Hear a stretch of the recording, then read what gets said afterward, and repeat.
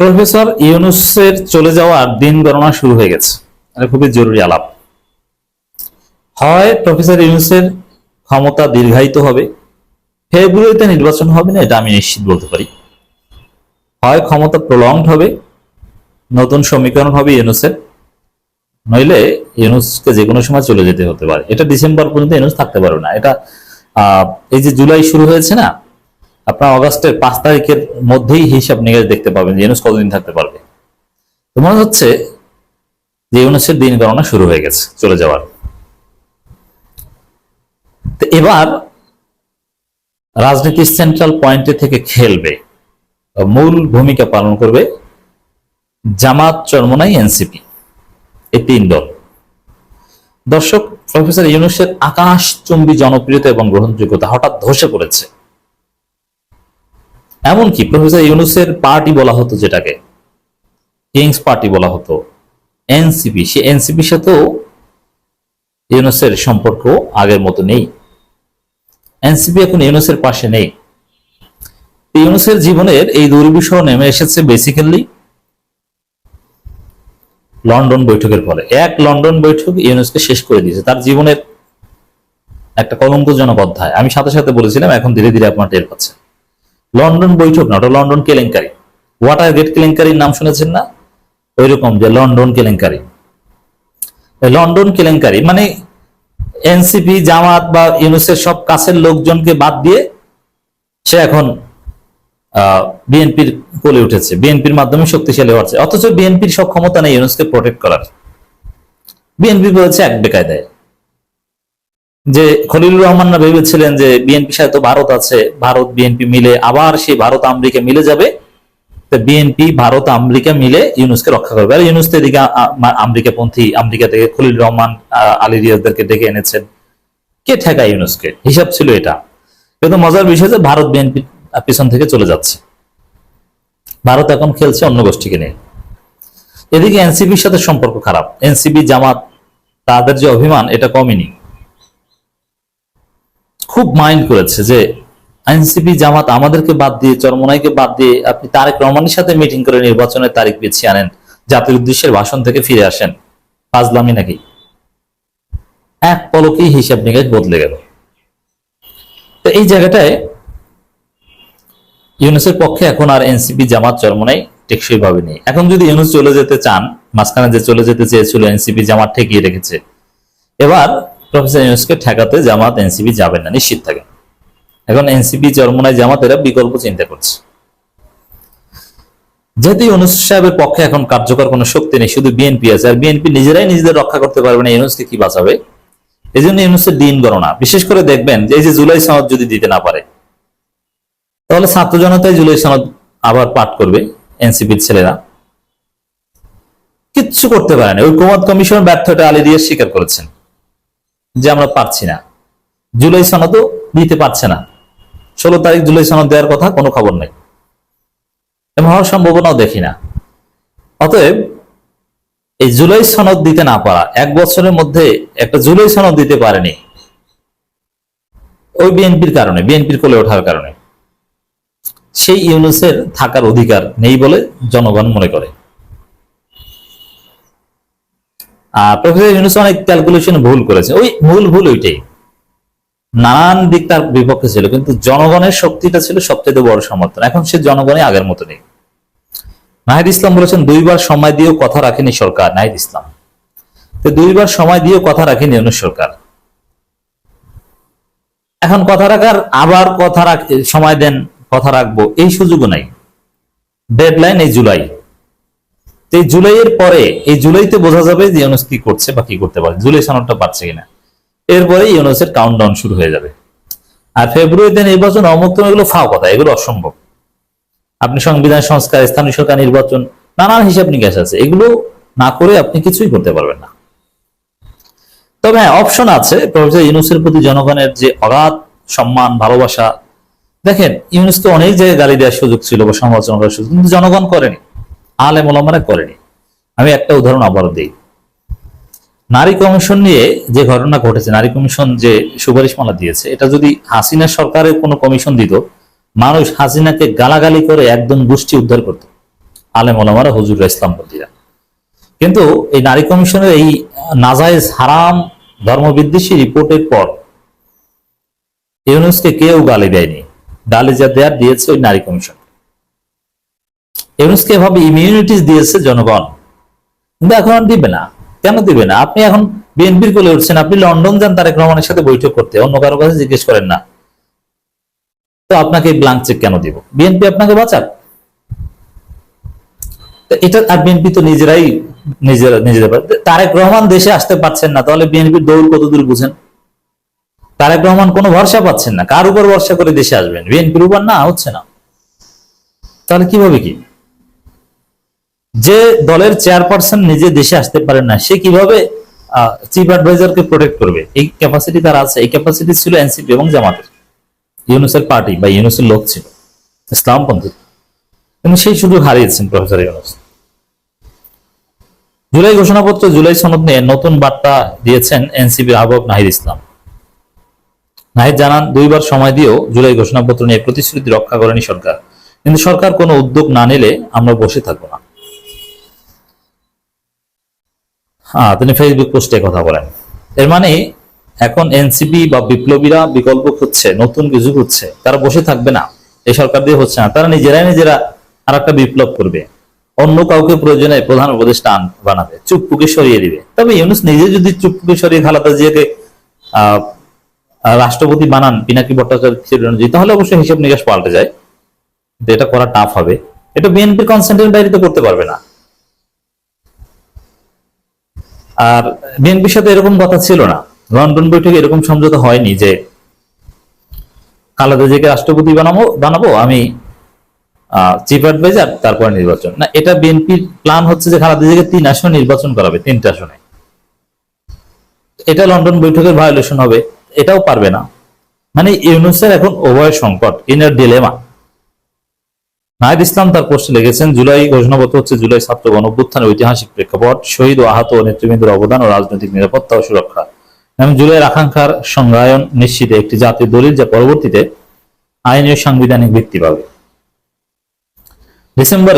December ছাত্র নেতৃত্ব জুলাইয়ের ঘোষণাপত্র দিতে চেয়েছিল, কিন্তু সরকার সকল রাজনৈতিক দলের সাথে আলোচনা করে সরকারিভাবে ঘোষণাপত্র দিতে চেয়েছিল। ছাত্র নেতৃত্ব সেই তাদের উদ্যোগ থেকে সরে এসেছিল। এবার আর ছাড় দিবে না। আর এই ছাড়টা না দেওয়াটা হবে ইউনূসের বিরুদ্ধে এই ছাত্র জনতা, নাহিদ ইসলামদের চূড়ান্ত বিদ্রোহ। এর মানে ইউনূসের কাউন্টডাউন শুরু। সরকার বিভিন্ন দল পক্ষ খসড়া ঘোষণাপত্র চেয়েছিল। সেই সময় বৈষম্যবিরোধী ছাত্র আন্দোলনের পক্ষ থেকে সরকারের কাছে একটা ঘোষণাপত্র দেওয়া হয়েছিল। সবগুলো ডকুমেন্ট মিলিয়ে একটা কমন দলিল তৈরি করার কথা ছিল, যা সব পক্ষ একসাথে উদযাপনের মাধ্যমে ঘোষণা করবে। কিন্তু সরকার 2 বার সময় দিয়ে প্রতিশ্রুতি রক্ষা করেনি। কেন করেনি, কোথায় বাধা পেল তা স্পষ্ট করেনি। বিএনপি বাধা দিয়েছে, আর এখন তো বিএনপি কোলে উঠে বসেছে। তো বোঝা গেল যে এই সরকার পারবে না, ছাত্র জনতাকে ঘটনা ঘটাতে হবে। আবারও রাজনীতি ঘুরে গেছে, বিএনপি আবারও পিছু হটেছে, আরেকবার নাকে খত দিবে সম্ভবত। তার আলামত স্পষ্ট হচ্ছে। ফেব্রুয়ারিতে নির্বাচন, রোজার আগের নির্বাচন প্রশ্নে বিএনপি নতুন সিদ্ধান্ত। দর্শক, বিষয়টা নিয়ে এখনো তোলপাড় তৈরি হয়নি, কিন্তু হবে। এটা একটা প্যারাডাইম শিফটের আলামত। আপনারা জানেন যে বিএনপি ডিসেম্বরে নির্বাচন প্রশ্নে একদম অনড় ছিল যে ডিসেম্বর নির্বাচন হতেই হবে, একদিন পরেও না, 31শে ডিসেম্বর একদিন পরে হওয়ার সুযোগ নেই। তারেক রহমান বলেছিল স্পষ্ট হবে ডিসেম্বরের নির্বাচন ডিসেম্বরেই হতে হবে। ওই বিএনপি এই যে হুমকি ধামকি প্রফেসর ইউনূসের সাথে যে আলোচনা হয়েছে, সেখানে ডিসেম্বর শব্দটা উচ্চারণ করতে পারেনি। এই হচ্ছে বিএনপির দৌড়। পরে যেভাবে হোক না কেন, রোজার আগে বা ফেব্রুয়ারিতে নির্বাচনের কথা এসেছে, যদিও সেটা কন্ডিশনাল, যে সব প্রস্তুতি সম্পন্ন হলে ফেব্রুয়ারিতে বা রোজার আগে নির্বাচন করা যেতে পারে, তবে বিচার করতে হবে, সংস্কার করতে হবে, এই সব শর্তে। ঠিক আছে, আমরা ওটা ধরে নিলাম যে রোজার আগে নির্বাচন। কিন্তু জনগণ এটা মানেনি, রাজনৈতিক দলগুলো এটা মানেনি যে রোজার আগে নির্বাচন, এটা আপনি কিসের ভিত্তিতে ডিক্লেয়ার করেন, কার সাথে আলোচনা করে। পলিটিক্যাল পার্টিগুলো প্রচন্ড রিয়্যাক্ট করেছে, এমনকি প্রফেসর ইউনূসের নিরপেক্ষতা নিয়ে প্রশ্ন তুলেছে, যার ফলে দেশের পরিস্থিতি তৈরি হয়েছে যে মানুষ ওই ফেব্রুয়ারিতে নির্বাচন মানে না। কারণ মানুষ ধরে নিয়েছে ফেব্রুয়ারিতে নির্বাচন মানে ওটা ইউনূস বিএনপি একটা গোপন সমঝোতা, অবৈধ সমঝোতা, বিএনপিকে ক্ষমতায় এনে দেওয়ার একটা গোপন চুক্তি। এই কারণে ফেব্রুয়ারিতে নির্বাচন যে যে জামাত ইসলামী আগে বলেছিল, আমির জামাত বলেছিল যে আমরা রোজার আগে নির্বাচন হয়ে যাওয়া ভালো, সেই জামাতই প্রচন্ড রিয়াক্ট করছে। এর মানে কি, ফেব্রুয়ারিতে ভালো নির্বাচন, ভালো এটা, কিন্তু এটা দুর্বিসন্ধিমূলক ভাবে মনে হচ্ছে। অতএব এই ফেব্রুয়ারি এই গোপন সমঝোতা নির্বাচন জনগণ যে হতে দিবে না, এটা বিএনপি টের পেয়েছে। এই জন্য কিসের উপর দায় দিবে বিএনপি? সালাউদ্দিন আহমেদ বলছেন যে পিআর সিস্টেম দাবি করে একটা নির্বাচন বানচাল বা পেছনের ষড়যন্ত্র। এক একজন এক এক কথা বলছেন। দর্শক, এখন নতুন আর একটা বয়ান এসেছে বাজারে, ফেব্রুয়ারির আগে নির্বাচন হওয়া উচিত, শহীদুদ্দিন চৌধুরী। এর মানে ফেব্রুয়ারিতে না, ফেব্রুয়ারির আগে নির্বাচন হওয়া উচিত। আবার বিএনপির যে ফজু পাগলা, তিনি বলেছেন ফেব্রুয়ারিতে নির্বাচন হবে, এরকম কোনো ভাবসাব আমরা দেখছি না। না, আসলে টের পেয়েছে যে ফেব্রুয়ারিতে নির্বাচন হবে না। এখন বিএনপি যখন নিশ্চিত হয়েছে যে ফেব্রুয়ারিতে নির্বাচন হবে না, বা ধারণা করছে প্রবল ভাবে, এখন এসে বলছে যে ফেব্রুয়ারি আগে নির্বাচন হওয়া উচিত। মানে ফেব্রুয়ারি থেকে এখন ফেব্রুয়ারির আগে এসেছে। ফেব্রুয়ারি আগে কেন দাবি করেছে, এর তাৎপর্য কি? এর তাৎপর্য স্পষ্ট, যে ফেব্রুয়ারিতে নির্বাচন হবে না এটা বুঝতে পেরেছে বিএনপি, এটা একটা তাৎপর্য। আর দ্বিতীয় হচ্ছে,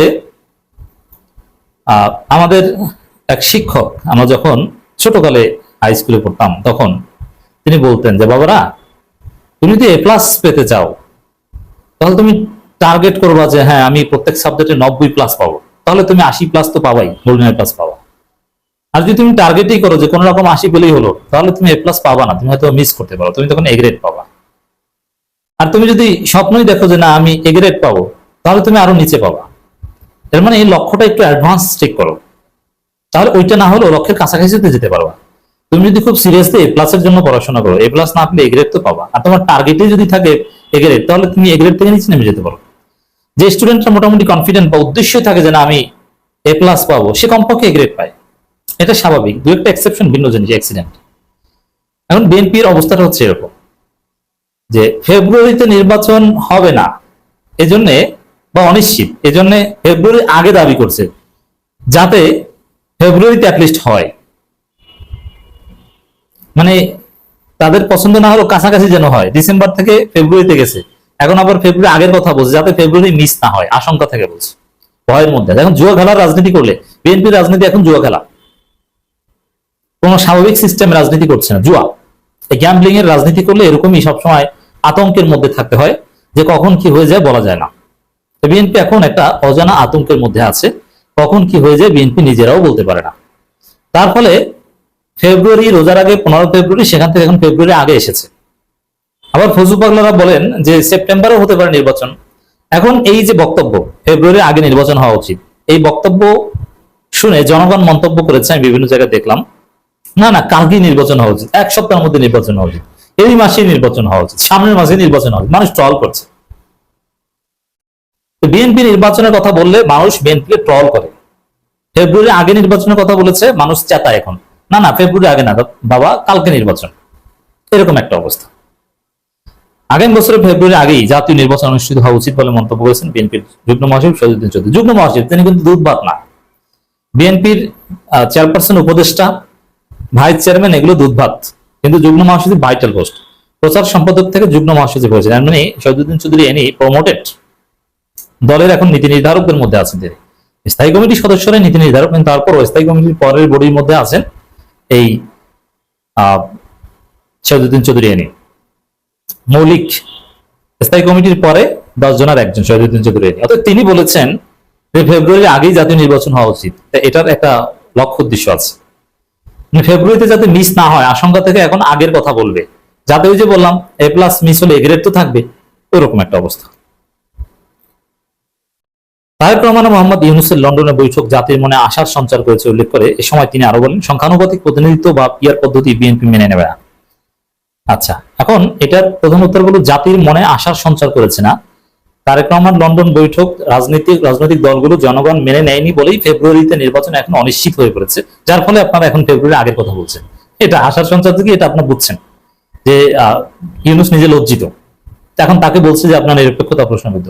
ইউনূসের বিরুদ্ধে এখন ইউনূসের প্রিয় লোকজন হুঙ্কার দিচ্ছে সরোয়ার্দী উদ্যানে বসে, যে আপনি নিরপেক্ষতা হারিয়েছেন, আপনি কাজটা ঠিক করেননি। এক, সংখ্যানুপাতিক নির্বাচন পিয়ার সিস্টেম বিএনপি মানবে না, সেটা তো পুরোনো কথা। আচ্ছা, এই জন্য আর পিয়ার সিস্টেম ছাড়া জামাত, চরমনাই, এনসিপি, গণ অধিকার পরিষদ তারা নির্বাচনে যাবে না। তাহলে আপনারা নিজেরা নিজেরা নির্বাচন করেন। আপনারা কেন মানবেন না? আপনারা ভোটকে ভয় পান, একটা সুন্দর সিস্টেমকে ভয় পান, এই কারণে মানবে না। আচ্ছা ঠিক আছে, তাহলে জনগণ মানলে তো আর আপনাদের আপত্তির জায়গা নেই। তাহলে আপনার সাহস থাকলে বলেন যে পিয়ার সিস্টেম জনগণ মানে কিনা। তাহলে গণভোট দেওয়া হোক পিয়ার সিস্টেমের পক্ষে বিপক্ষে। জনগণ পিয়ার সিস্টেম চাইলে পিয়ার সিস্টেম হবে, না চাইলে হবে না। সাহস থাকলে বলেন, আপনি যদি গণতন্ত্র কিংবা জনমতের উপর শ্রদ্ধা থেকে থাকে। তো এই জায়গাটা তো আপনারা আপত্তি করতে পারবেন না যদি মানুষ হয়ে থাকেন, যে না গণভোটে মানুষ যে রায় দেবে সে রায়। গণভোটের উপর তো পৃথিবীতে কোনো গণতন্ত্র নেই। পিয়ার সিস্টেমের পক্ষে বিপক্ষে গণভোট দিলে বাংলাদেশে 80% মানুষ বলবে আমি পিয়ার সিস্টেম চাই। পিয়ার সিস্টেম কি এটা বুঝে না, কিন্তু তারপর ওইটা বোঝার পরে তারা বলবে আমি বুঝবো শিখবো, তারপরে পিয়ার সিস্টেম পক্ষে ভোট দেবে।